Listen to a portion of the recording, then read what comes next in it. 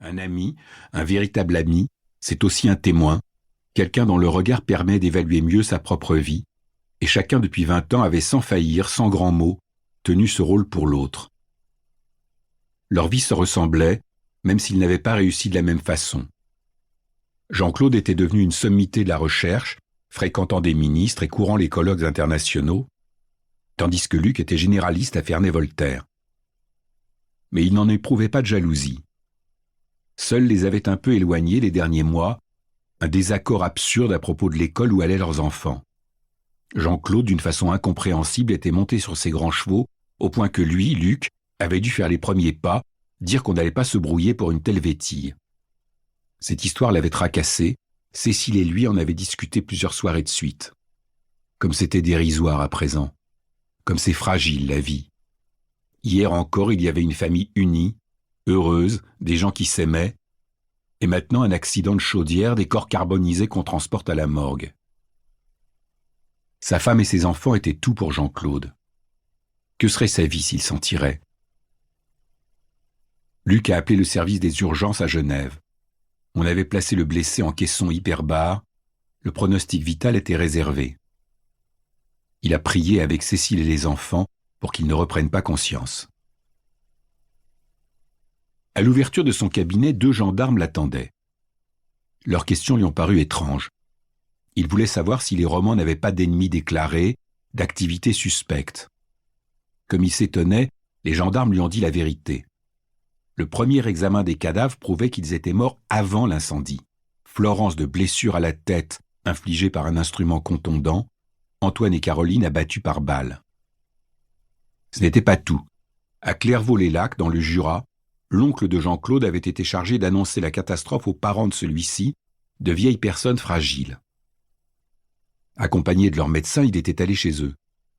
La maison était fermée, le chien n'aboyait pas. Inquiet, il avait forcé la porte et découvert son frère, sa belle-sœur et le chien baignant dans leur sang. Eux aussi avaient été tués par balle. Assassinés. Les Romans avaient été assassinés. Le mot éveillait dans la tête de Luc un écho sidéré. Il y a eu vol, a-t-il demandé, comme si ce mot pouvait réduire l'horreur de l'autre à quelque chose de rationnel. Les gendarmes ne savaient pas encore, mais ces 2 crimes frappant à 80 km de distance les membres d'une même famille faisaient plutôt penser à une vengeance ou un règlement de compte. Ils en revenaient à la question des ennemis, et Luc, désemparé, secouait la tête. Des ennemis, les Romans? Tout le monde les aimait. S'ils avaient été tués, c'était forcément par des gens qui ne les connaissaient pas. Les gendarmes ignoraient quel métier exerçait exactement Jean-Claude. Docteur, disaient les voisins, mais il n'avait pas de cabinet. Luc a expliqué qu'il était chercheur à l'Organisation mondiale de la santé, à Genève.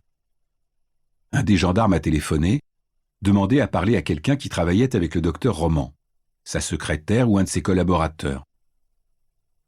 La standardiste ne connaissait pas de docteur Roman.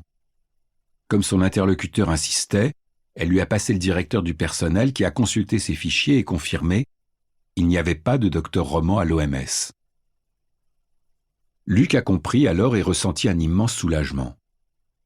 Tout ce qui était arrivé depuis 4 heures du matin, le coup de fil de Cotin, l'incendie, les blessures de Florence, les sacs gris, Jean-Claude dans le caisson des grands brûlés, cette histoire de crime enfin, tout ça s'était déroulé avec une vraisemblance parfaite, une impression de réalité qui ne donnait aucune prise aux soupçons, mais maintenant, Dieu merci, le scénario déraillait, s'avouait pour ce qu'il était, un cauchemar. Il allait se réveiller dans son lit. Il s'est demandé s'il se rappellerait tout et s'il oserait le raconter à Jean-Claude. J'ai rêvé que ta maison brûlait, que ta femme, tes enfants, tes parents étaient morts assassinés, et que toi, tu étais dans le coma, et qu'à l'OMS, personne ne te connaissait. Est-ce qu'on peut dire ça à un ami, même à son meilleur ami? L'idée a traversé Luc, elle devait le hanter par la suite, que dans ce rêve, Jean-Claude faisait office de double, et qu'il s'y faisait jour des peurs qu'il éprouvait à son propre sujet. Peur de perdre les siens, mais aussi de se perdre lui-même, de découvrir que derrière la façade sociale, il n'était rien. Au fil de la journée, la réalité est devenue encore plus cauchemardesque. Convoqué dans l'après-midi à la gendarmerie, Pour continuer à écouter ce livre audio gratuitement, cliquez sur le lien dans la description et vous pourrez l'écouter en entier sans frais grâce à l'essai de 30 jours d'Audible.